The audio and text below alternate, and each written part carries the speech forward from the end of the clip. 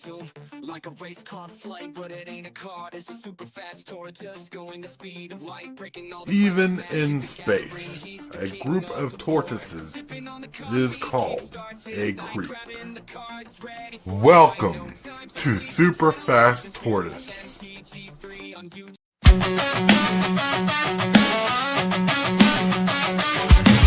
Start the morning with coffee in your cup. Time to hang out with friends and chat it up.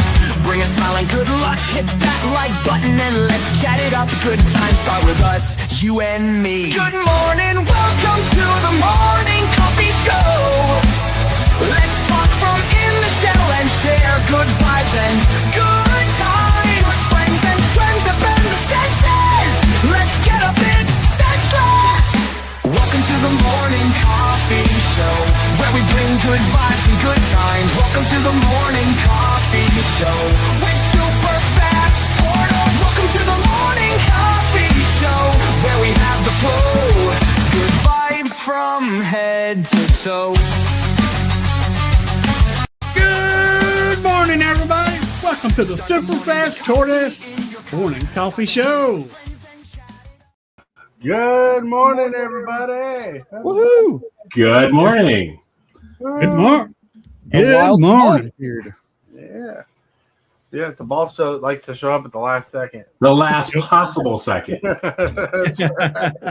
Oh my goodness. Like no one knew he was here until after the opening credits, you know? It was a nice surprise. It was like Christmas morning and you find that extra present. That's right. That's exactly what it was. Yeah. It's more like And looking for the pickle in the tree.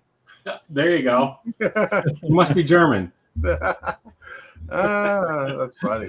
I was going to say the next thing you ask for is the receipt so you can return it. The gift. Do you have the gift receipt for this so I can return it? That's right. Well, that's my trick.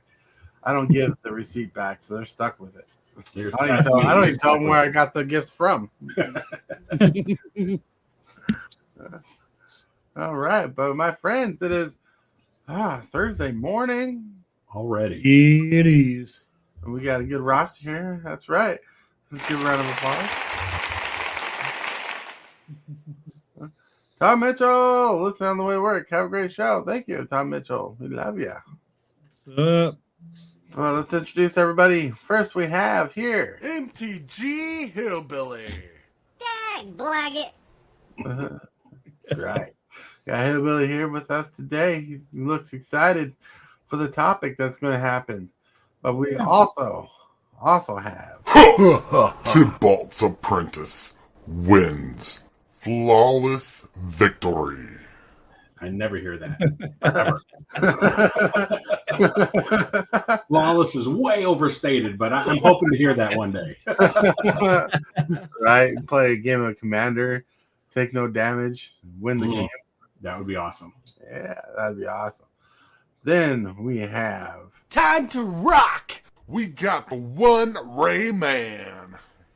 that's right. We got Rayman here today, not on camera, but he's here. He's Yeah, hiding. unfortunately, with the rain we got last night and as cold as it was, the roads froze over a little bit. Everything's kind of shut down. So I am streaming from my humble abode, and we are audio only today. But we are here, and I'm still disappointed that there's no gong with the Baltz intro.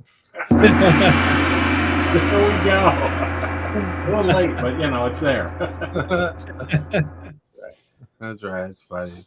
No gong. Yeah. Well, I'm sorry. Like I got to keep the introductions at a certain amount of time. Look, I think I did good with those recordings. I think they're great. I just think the Baltz needs the gong. He needs a gong in his filming location. He can That's be it. like, I should have one right here where I can just hit it. That's right. It's like hit it. Yeah. I guess that's what stream decks are for. That's right. That's what we kind of have right here. But my Lord, I want to remind everybody. You're crazy. You are watching Super Fast Tortoise. Yeah. A little spice in the morning show. Whew, that's a good morning, though. We were talking about cards behind the background. They spoiled all the Teenage Mutant Ninja Turtle rare mythic cards on from Wizards of the Coast. Yep. So later on, I plan on doing an early live to kind of go through those. Cool. So I'm excited. I'm excited for the turtles. I don't know if you're turtle enough for the Turtle Club, but I'm excited. You wouldn't know about right now how excited I'm about turtles because I'm all in dress park garb. It's all Tibalt's fault. He told me to wear something scary tonight. Yes, exactly. Wow. But anyways, how you guys doing?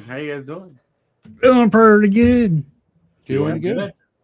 So Hillbilly, where can people find you? You can find me on YouTube Yeah. twice a day, not counting this stream, but if you want to see me 3 times a day, then you got to come here. But anyway, twice a day over on my YouTube channel is where you can find me. Nice. All right. Links in the description if it definitely doesn't pop up in chat. But we got Tibalt, where can people find you? You can find me occasionally on the Super Fast Morning Show for the having coffee, and you can find me occasionally on a Commander game or two. But if you want Tibalts Apprentice content, the best place to go is darkritual.site, not .com, .site. That's the best place to go. You can find my TCGplayer store there. You can find my blog. You can find the Arcane Nexus if you want to know how cards can work, or suggestions for cards, I guess is the best thing to say. Anyhow, you can find everything Tibalts Apprentice at darkritual.site. All right. That link's in the description. His YouTube link's in the chat. And TheoneRAYman, where do people normally find you? Well, normally I'm streaming from Mr. B's Game Lounge in Pennington, Virginia. That is not the case today, but that's where I'm normally at. Mm-hmm. We also have the YouTube channel up and running. We got a bunch of games on there already, and we're hoping to get some more in.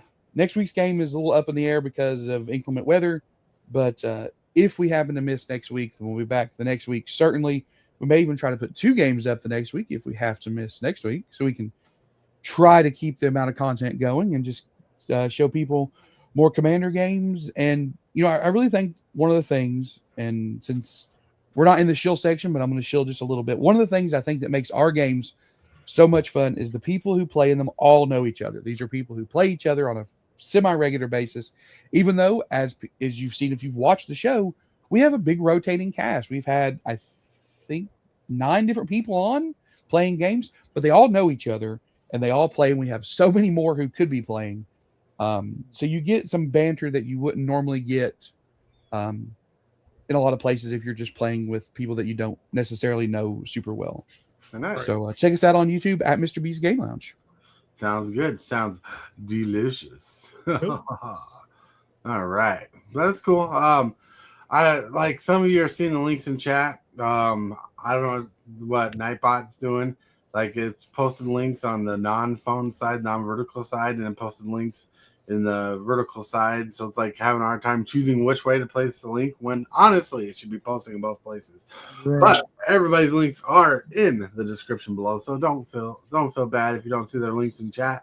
You can still find them in the description. I mean, I'm seeing links on both ends, but it's more of a link on the widescreen instead of the phone screen. Right. That's what I'm saying. What I'm saying. Aaron Source Rex Nightbot does what he wants. That's right. Nightbot. Aaron Source Rex. Morning Eve. StreamerBot might be better than Nightbot. Might be. I don't know nothing about StreamerBot. But my friends, it's that time of day where we get to a special segment where we ought to love the special segment. And hold on before I tout my horn too much on there, because I realized during the whole time I was here, I did not upload anything. I was just chilling out, showing people stuff and hanging out with everybody, right? Hanging out with everybody. Well, you know what that means, guys. We're going to have to sing and cover for Tortoise while he works on it. Oh, would you please sing? I want a musical. No, actually, I don't want anybody's ears bleeding, so we don't want that. We'll go over to movies and checkers while you're getting ready. Nope. Card of the day. That's the ridiculous part. There it is. It does not take me long to upload pictures. The card of the day is Rennet Temporal Apprentice. I was reading this card and I'm like, this is a fun, annoying card. It's going to be annoying in Standard. It's going to be annoying in Commander. People who play token decks and like play Avengers in the card are going to be mad at this card. Yeah, definitely. That's right. So Rennet Temporal Apprentice costs 3 generic, 2 blue, 4/3, legendary creature, human wizard. Can be your commander, has flash. When Rennet enters the battlefield, return each other non-land permanent that enters this turn to its owner's hand. So, yeah, you can basically time walk an opponent out of the game for a turn. Or not time walk, but basically reverse their turn. Play reverse Uno. Yep. The fact that they says enters this turn kind of handicaps it from what I was thinking of, but that ability to return things to people's hands, especially against token decks, Yeah, awesome. I think that's where this is going to see its most play. I think this is great against decks that want to make a bunch of tokens in a single turn, especially if they normally have a way to give those tokens haste, like Goblin decks. Goblins are going to hate this card so much. Yeah. They are going to have to leave a 1 red up for a Red Elemental Blast or a Pyroblast, because if you want to see a Krinko deck just crumble, let them make 100 tokens in a turn and get ready to swing, and then just bounce them all back to their hand. That's Because right. then the rest of the table is going to be like, oh, well, he just went off and we got saved for a turn. I guess we better kill it. Yeah. So ridiculous. So ridiculous. This card is powerful. When I was reading it, I'm like, that's pretty good. It's no Aetherize or no No. Aether Spout. Yeah. But it's a turn reversal card basically. Yeah. I mean, you Yeah, can't do this card's everything in pretty a good. turn, but yeah. I mean, if somebody plays a spell, then you play this, then they play another spell, you only get to return 1. Mm-hmm. Yeah, but you can wait until they're like, unless you think they're going to attack, you can always just wait until they're in step unless they're casting their permanents as they had flash. All the permanents are that are going to be in for the turn are going to be in for the turn. Yeah. There's no timing restrictions on this card. You No, can wait it's for fine. their end step, cast, return everything they played that turn to their hand. Yep. I got a feeling some people will scoop to this card. They'll be like, I don't like it. If you Especially time it since just it's your right. commander. Yeah.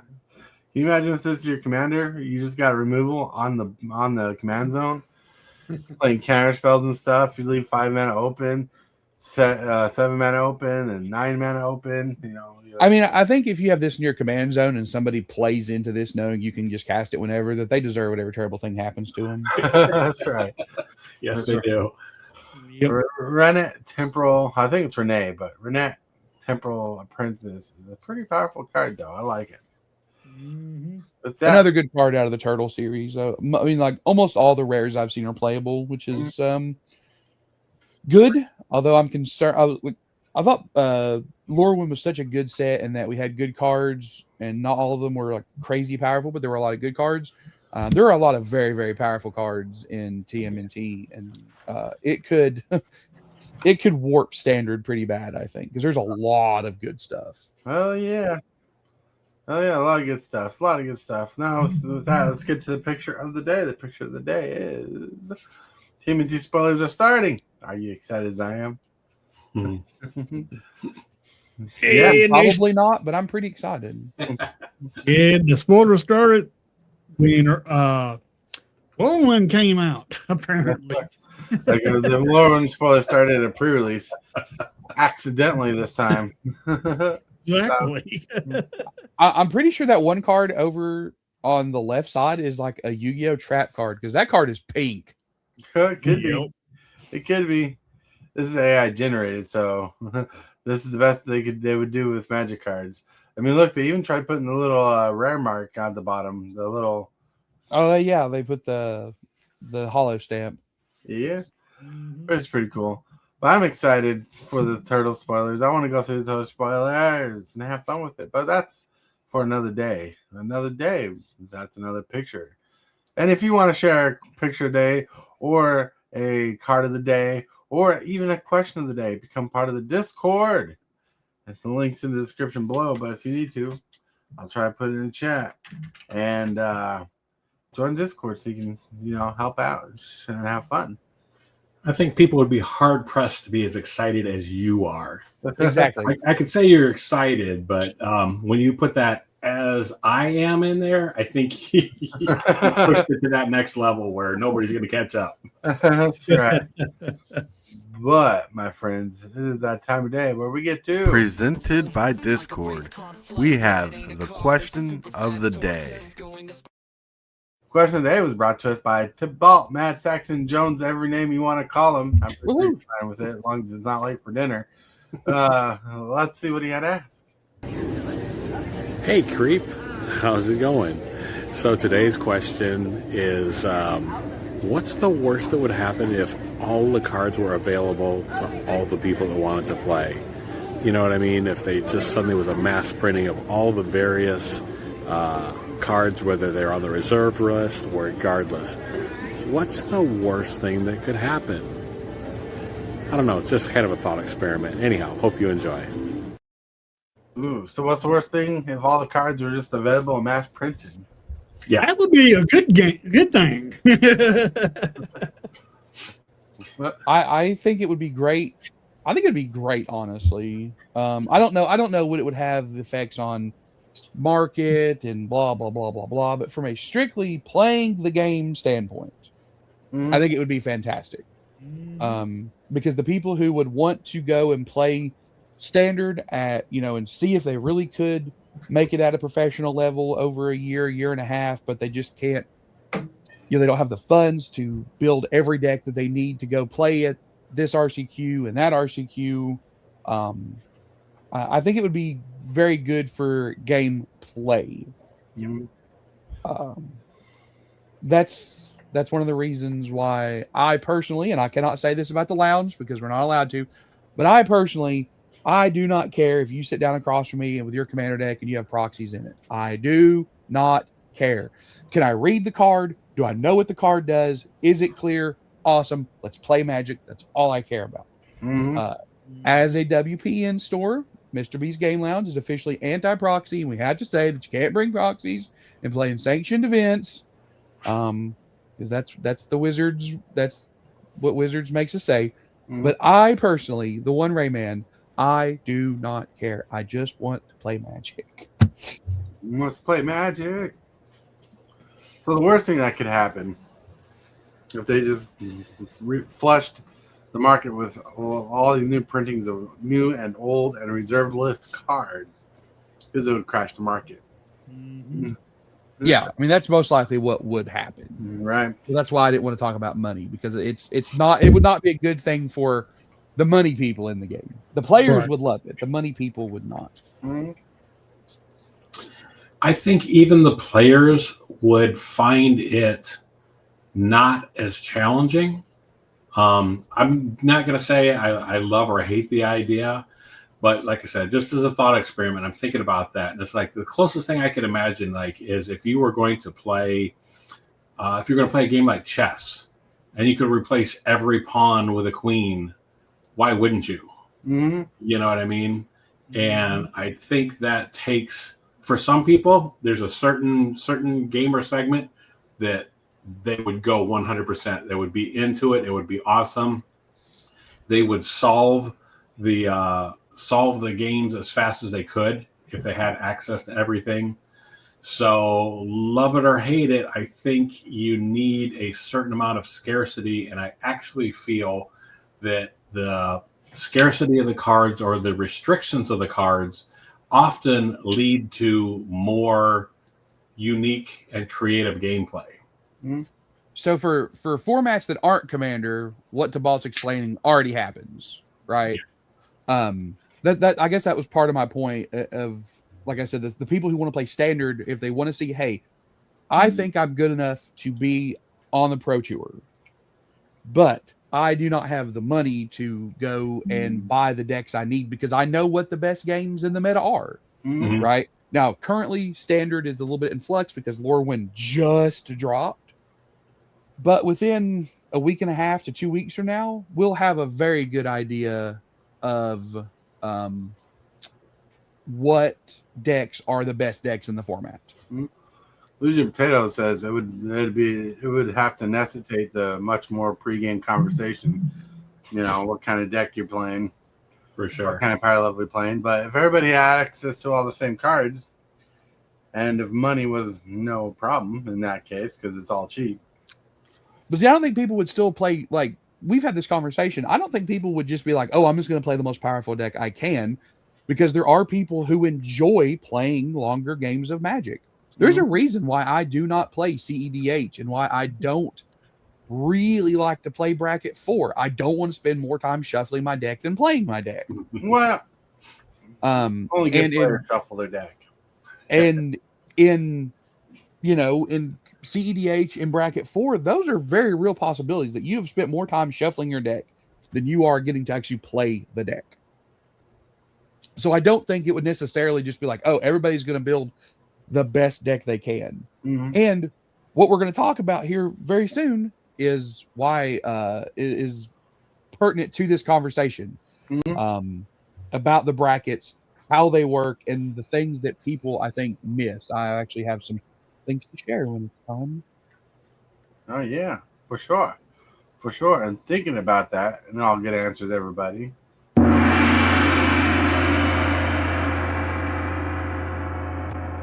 Let's get into the topic. I need to make a new sound for so when we get to the topic, I can ring it so people like audibly can be like, "Oh, we're switching to the topic." That'd be fun. I think that'd be clever. But with that, let's look at the brackets, right? Oh, good. That's one less thing I can take that off my thing. Tord already had the bracket. Oh, they've been on here for years. Yep. Not years, but it's been on here since it came out. So here's the bracket list. Here's my bracket list. But there's that bracket list.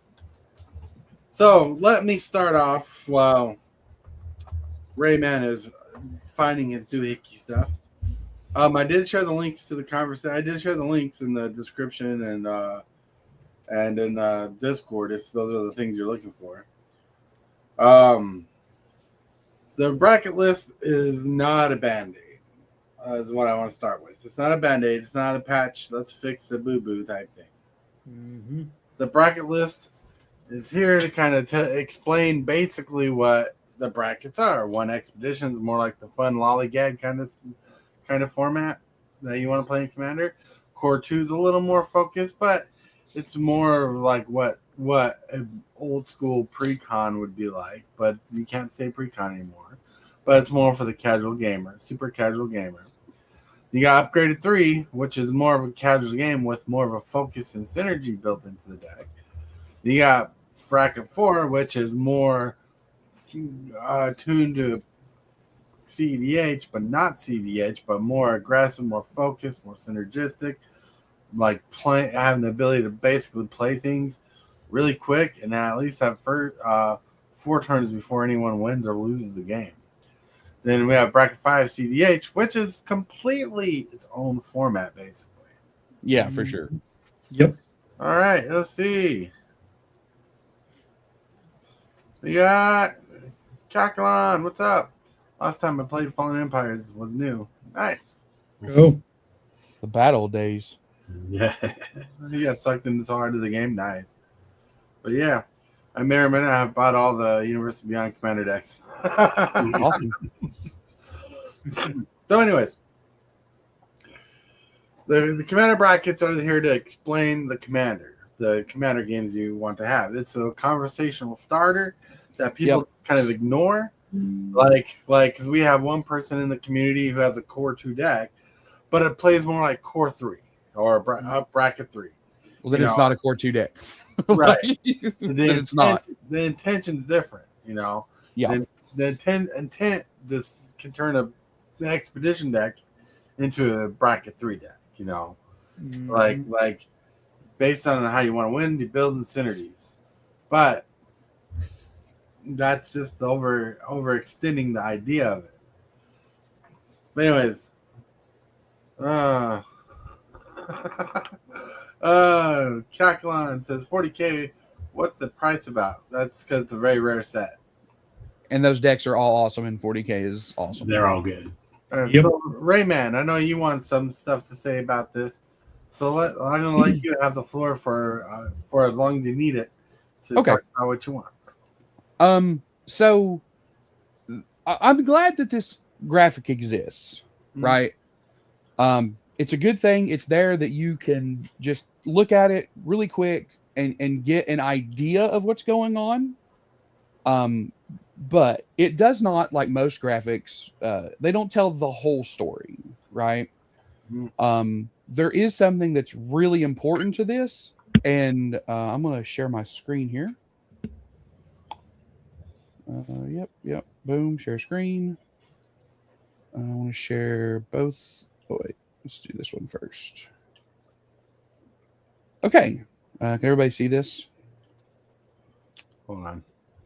There you go. Awesome. So this is from the article back in April. This was not the first bracket article. It's the second one. But it's something that people really need to read. And I have to have this conversation all the time. I have this conversation with somebody at the lounge, and I don't mean necessarily one person, but different people at different times, at least a couple times a week. And I'm just going to read it real quick. It says the intent of play. When we first rolled out the bracket system, one mistake I believe we made was to not emphasize how important the intent you have for your deck is when selecting its bracket. The game changers list and the bracket guidelines got most of the emphasis, and intent sat on the sideline. However, in terms of importance, those should be flipped. Intent is the most important part of the bracket system. While there are guidelines to keep in mind when building a deck, no game changers in exhibition or core, no bad land denial through upgraded, etc., the bracket system is emphatically not just put your deck into a calculator, get assigned a rank, and be ready to play. Oh my God, I'm going to say it again. The bracket system is emphatically not just put your deck into a calculator, get assigned a rank, and be ready to play. I deeply appreciate the tools that websites like Moxfield and Archidec have put together to give you an overall estimate, and they've done some fantastic iterations to help emphasize intent as well. But I want to stress that any estimate is just an estimate. It's on you to use what you know to label your deck correctly. Gavin says that he can easily build a deck that technically meets the rules for core bracket 2 and plays at the power level of a bracket 4, as I'm sure many of you could too. These tools are helpful directions and guidelines, but ultimately knowing your own intent is the most critical piece of the whole thing. So that is so important. Oh yeah. And I think that of all the things that people, when they talk about the bracket system, that they miss is that. Now, it does harken back to something that we have talked about before, in that it's very hard to judge how powerful your deck is on paper. I cannot do it. I've been playing this game for a long time, and I know Tibalt has as well. And I would dare say that if someone sent Tibalt a deck list and it didn't have any game changers in it, no mass land denial, none of the signpost things that says, hey, this deck has to be in this bracket, then it would be difficult for him to properly assign it the bracket that it goes in. Sure. Because until you sit down, put the cards in your hand, start playing them, see how interactions happen with other decks, that it's literally almost impossible to know how powerful a deck is just on paper. Yeah. And if no one ever takes anything I ever say from this podcast but this, please take this. Your deck isn't just what Moxfield says it is. Maybe it is, but or Archidec, right? But it's probably not. It really requires you to play the deck out against other decks that are of that caliber, and that's very difficult if you don't play a ton of Magic. I understand that. But I think the most important thing is being willing to change stuff. I have built decks that I was like, okay, I'm fairly certain that this is going to play like a 3. I take it to my LGS, I play one game, and I go, nope, this has got to go back in the box. I've got to go home and make major changes. It's way more powerful than I thought.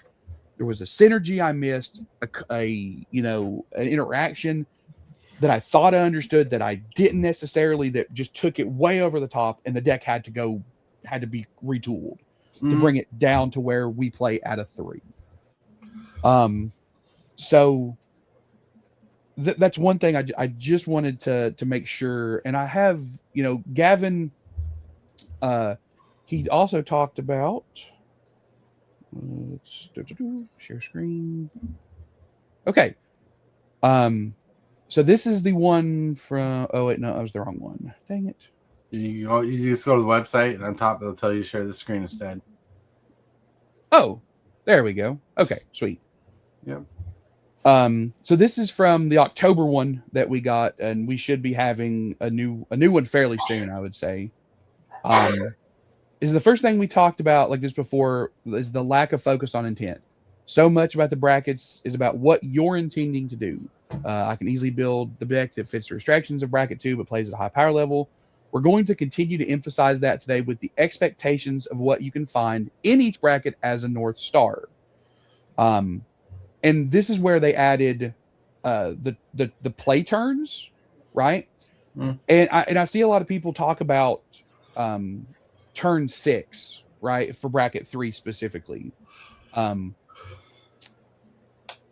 You just because you get your game could end on turn 6, it doesn't mean that it should. It says right here, our hope is also making things a lot clearer in terms of big game ending cards and combo, explaining where they should show up. For example, instead of wondering what no early game combos means, saying you don't expect to win or lose before turn 6 gives you pretty clear indication of what combos should be allowed, not ones that tend to happen in the first 6 turns. That doesn't mean you should just wait and hold your 2-card infinite until later. If a combo could frequently come up, it's not the best fit for that bracket. Right. So, like, if you're building your deck to win on turn 6 or 7, you're probably a bracket 4 deck because you're stretching the bracket to its breaking point, right?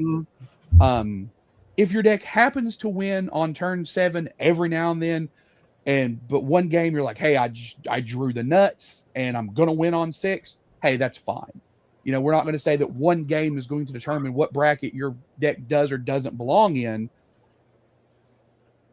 But it also, that's where knowledge of the game matters. Right. Knowledge of the game, knowledge of the cards, deck memory, all that fun stuff. Like if Tort is playing Rafika the Mini and he puts Infect on his double striking commander and nobody interacts with it, well, yeah, okay. The game ended on turn 5 because you all died to Infect. Right. Maybe run some more interaction, right? Yeah. and sometimes you cannot predict what's going to happen. Like there was a game where Lone Wolf was playing and he played Felidar Guardian, or the Felidar card that says if you have 40 or more life, you win the game at your upkeep.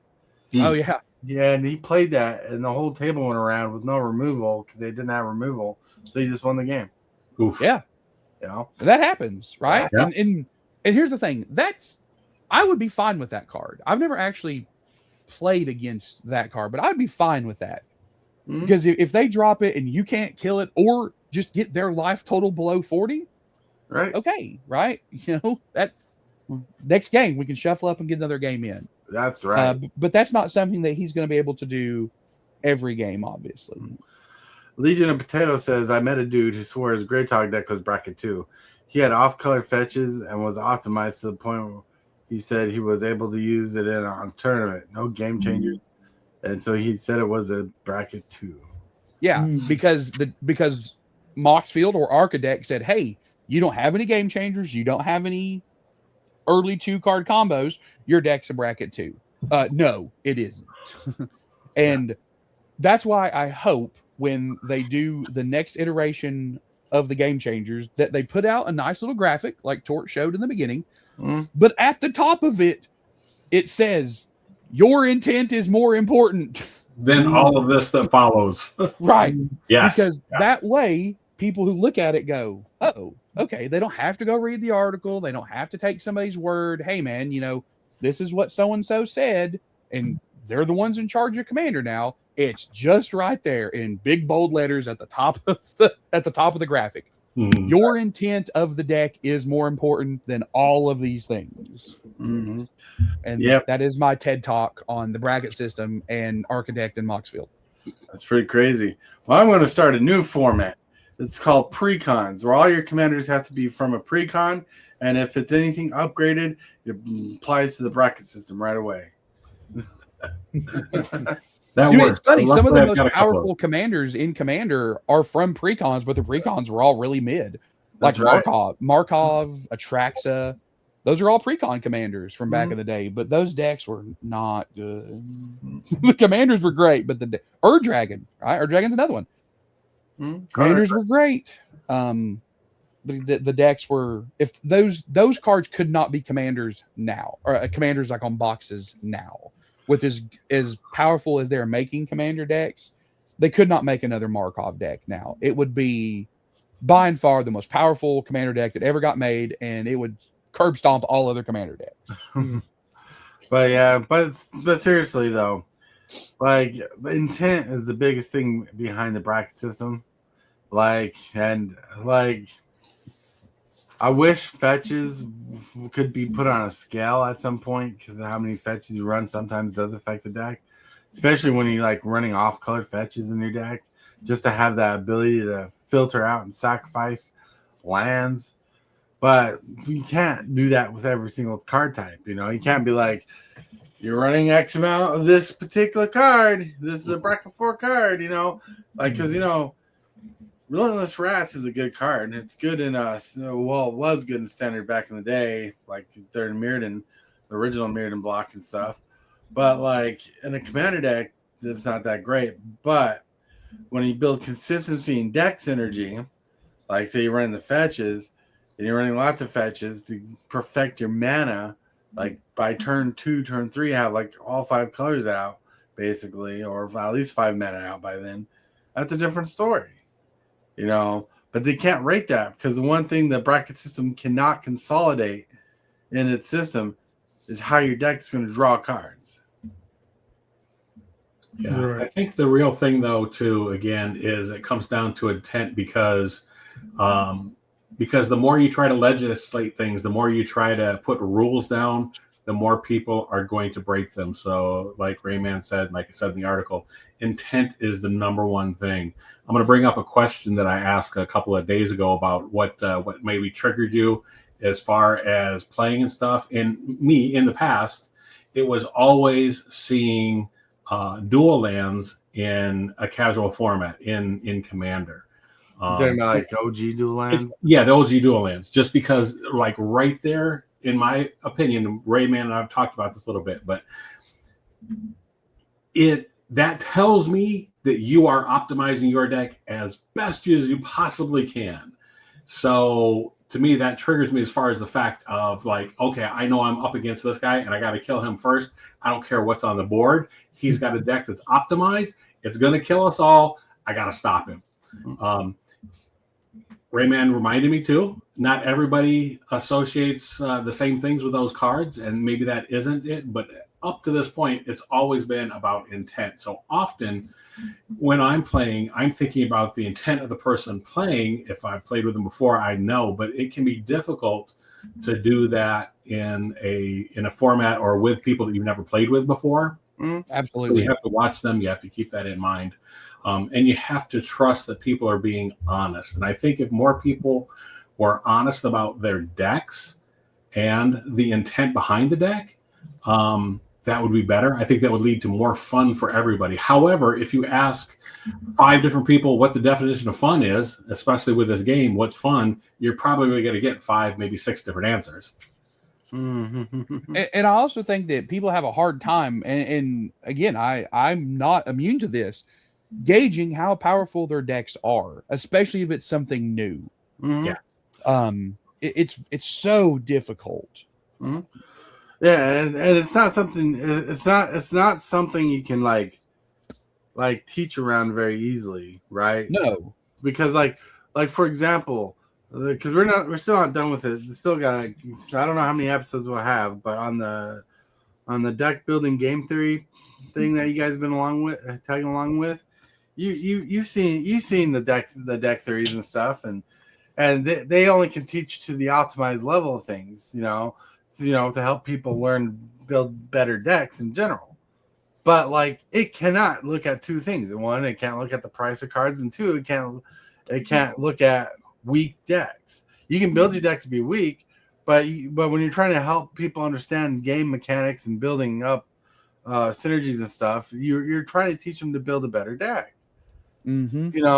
And so the reason why the conversation of a game, a pre-game conversation, like Rule Zero conversation, is important, because if the new player wants to play with the more pro players, they could probably fix like a deck situation where one's playing with maybe a more powerful deck now that for the new player they borrowed a deck, and the pro players like, I'll play a watered down deck so they can be more competitive. You can kind of fixate the game, even not the game, kind of explain the kind of game you want.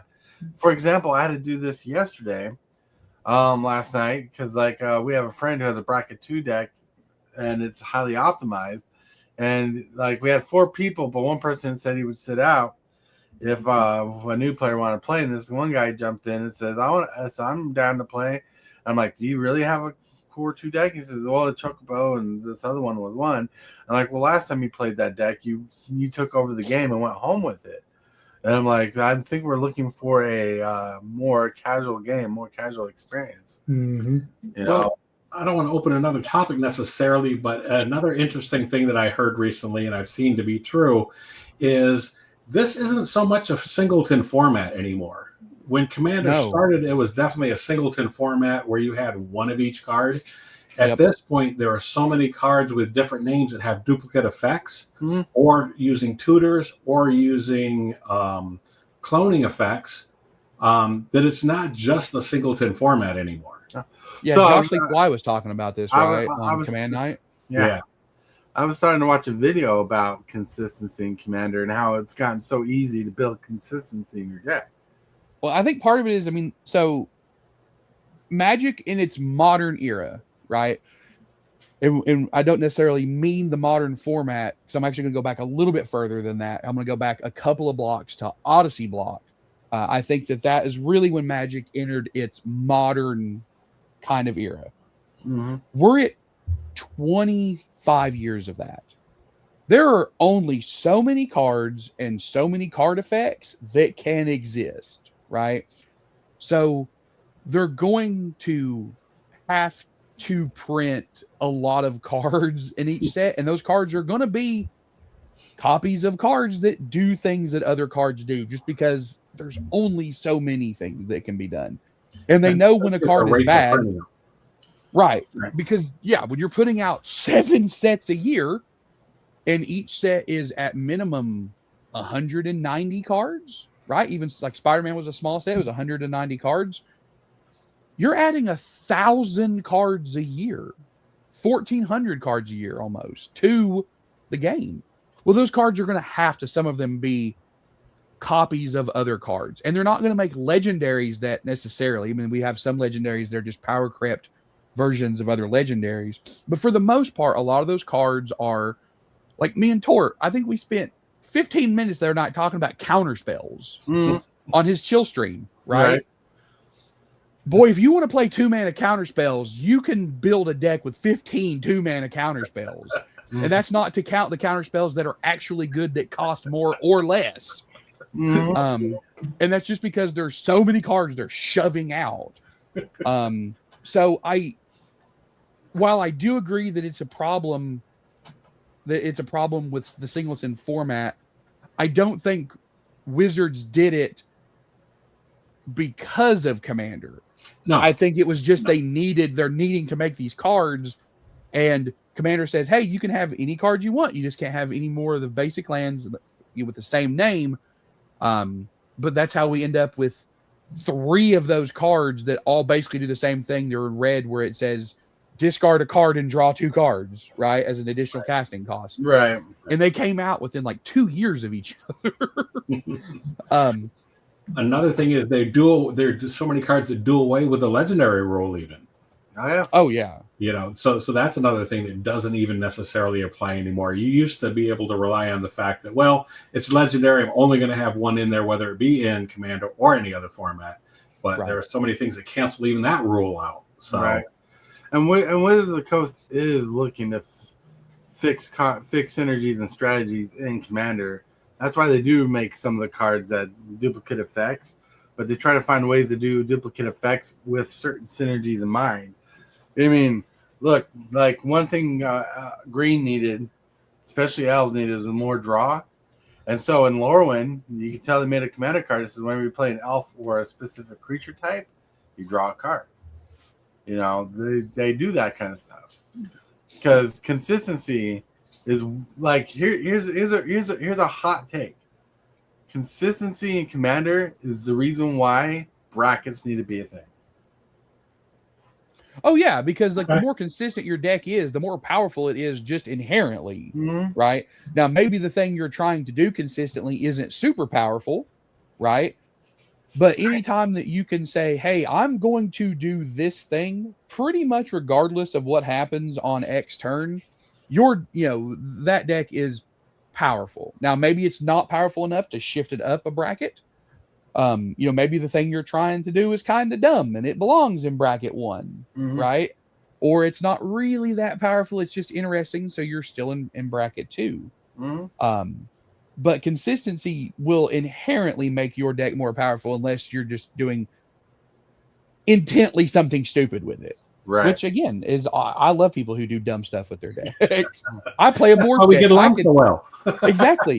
I mean, I play a morph deck that I could sit down right now and change 20 cards out of and make that deck more powerful. Right. But it's a morph deck. I want it. It is what I want it to be. It is exactly what I want it to be. It morphs things. I could build that deck more powerful without much thought. Me and Tibalts talked about this. He asked one of his questions, why did you cut all of these good cards? And my response was, they didn't play with the morph effect, and that's what I want this deck to do. I want to play morph. Really quick. MTG Hillbilly. Dag blaggit. What's on your mind, Hillbilly? Well, I was getting ready to ask, what about how would you rate a deck with late game game changers? I mean, not necessarily on the game changer list, but late game game changers. That'll change the game to where your deck will win. How would you rate a deck like that? Would you put it in a lower? Would you put it in like a bracket 4, 3, or 2? I mean, if somebody's playing Coalition Victory and they're not just like turboing out 5-color creature spells and lands, I have, hey man, I feel like that deck could probably still be bracket 2, right? Because as long as you're not turboing out, getting all 5 basic land types and getting a permanent of each color, and then finding a way to get it, right? A bunch of tutors to go find said Coalition Victory. Then I think that personally, I think that's fine. I don't know if they I don't know if Coalition Victory is on the game changer list anymore. I don't know if it's one they took off. But if somebody said, hey, look, I've got this 5-color deck. I don't run a bunch of sack and searches. I don't have any tutors. My win condition's Coalition Victory. I'm like, hey, let's play it at bracket 2. I will play that deck against a precon. Let's go have fun. Because I want to see it happen. So the short answer I have for you, Hillbilly, you got to play test the deck to see how efficient and how well it works. Well, let's say Exquisite Bond, Exquisite Blood, Sanguine Bond. Yeah, that's a bracket 4 combo. That card will crump you so fast. Late game. They're both cost 5 mana. Yeah, in Commander, you could pretty easily play turn. that. Yeah, you could drop 1 on 3 and 1 on 4. Like if you have all you need is a Soul Ring. So this I think is where we default to the idea of But you intent. won't always have that Soul Ring. right? No, not always. Yeah, but ramp and stuff like that. So I think it defaults to two things. It defaults to intent and what turn you could pull it off on consistently with that deck. Because some decks, yes, you're going to see it maybe 5-6 turns in, and boom, you're going to see it on a regular basis. Other decks, you may be 10 or 15 turns in before you get that Sanguine Bond or Exquisite Blood combo out. So it depends on how you want to play it. It's not an automatic, though. I don't know. Does that count as a 2-card combo? It is considered an early 2-card combo because all you need is a mana rock. It doesn't even necessarily have to be a Soul Ring. Soul Ring just makes it happen even a turn faster. Any kind of mana rock or a Jet Medallion, and you can do it on 4/5. Right. All you need is a little bit of ramp to get it out ahead of its 5 mana cost. Hey everybody, 2 words for you to take home today: intent and consistency. Yeah, That's it. That's what the name of this episode should be. Right. Talking Commander Practice, intent and consistency. Right. Yeah. Right. But anyways, my friends, I can't believe it's already time. No, I just got here. What are you doing? We got to press this button right here. This button. Right there. Hit that subscribe button. Become a part of the creep. Too much to take. Show is lit. MTG3, are you game? Rise, creep, rise, building a following as we game. Spitting fire like a dragon, no one can bring us down. MTG3 in the house, we own this town. Ripping through the beats with a fury.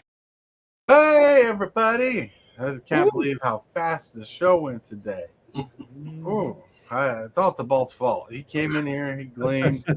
I monopolized all the conversation. I kept you guys mesmerized and entertained for 50 minutes straight. That's amazing. That's right. 50 minutes straight. That's exactly what happened. Well, I hope you guys out there in the chat land had a good time watching, visiting with us. There's a group of people who came in, just chat and chilled and whatnot. What we got wrong, what we got right, things we talked about, consistency, intent. Like, does Hillbilly intend to buy that commander deck? I don't know. Anyways, we gotta get to the thrill section, my friends. We're gonna start off with Tibalts Apprentice. Well, thank you for having me. It's great to be here. I'm always happy to send in questions on the Discord, like anybody else can do. I'm not exclusive to that. Anybody could do that as well as the other things. So definitely support Tortoise and all that he does. For me, go to darkritual.site and you will find everything Tibalts Apprentice there. There you go. Beautiful. darkritual.site, where chaos comes together. What happened? We're in the opposite now. Yeah, let's go. With that, we're going to roll over to TheoneRAYman. Hey, everybody. Thanks for having me. Thanks to everybody who tuned in. Great conversation today. Hope people took something from it. I know some of these videos we can ramble a bit, but hopefully somebody took something from it. While I'm not at Mr. B's Game Lounge currently because of the weather this morning, you can find us at Mr. B's Game Lounge on YouTube. And if anybody has any suggestions for a deck they'd like to see, maybe you have a commander that you're interested in. We have so many people. We have so many different decks between us all. There's a good chance that somebody may have that deck. So if anybody has a deck they want to see played, maybe we can throw a version of it onto the stream. So again, thanks everybody for tuning in. And I will actually not be here tomorrow. I have to take my mother to a doctor's appointment. So I will see everybody Monday, but tune in tomorrow because I'm sure Tortoise, Hillbilly, and anybody else who shows up will give you guys a phenomenal show. Boom. That's right. And I hope tomorrow goes well for you. Thank you, sir. Yep. And with that, we got Hillbilly. Hey, everybody. Early access is done, gone and over with, but now we're getting ready for another one. And it'll be the Turtles. Not sure when, but hey, it'll be probably sometime in February or early March. But anyway, can't wait for the Turtles. It's going to be a great set. Just about all the cards have been spoiled, so what the heck? We're getting early previews. But Anyway, enough about that. This afternoon around 2 o'clock, I will be doing another arena stream and brewing up another Lorwyn deck. And that's all I got planned for today. All right. That's all you got planned for today. Everybody, Super Fast Tortoise. And tonight we have a Commander game going on. I'll probably go live before then, but we're gonna have a Commander game. It's gonna be bracket 3 tonight. I want to play with a different deck tonight, so I'm waiting for upgrades from a core 2. See if I push it to 3 or keep it to 2 based on the intent of play, my friends. But with that, my friends, I want to thank you guys for hanging out with me today on the show. Hillbilly, Matt, Saxon, Rayman, you're muted, Michael, and I want to thank you all for watching. Well, thank you for all watching and chatting with us today while we had this discussion. I hope you guys are chilling out. Have a good day. Everything. I want to thank my channel members and subscribers for building and supporting the channel the way you do. And I want to remind you that you're loved. Someone's thinking about you. And if you can, say and or do something positive for someone else today. So, because you might be the change they need. They might need that attitude lift. And that might be where you step in. With that, my friends, let's get out of here. I want to thank you, channel members of the channel, for supporting this creep the way you do. You are awesome. And you subscribers, everybody that subscribes, you're doing amazing too. Thank you very much for all that you do.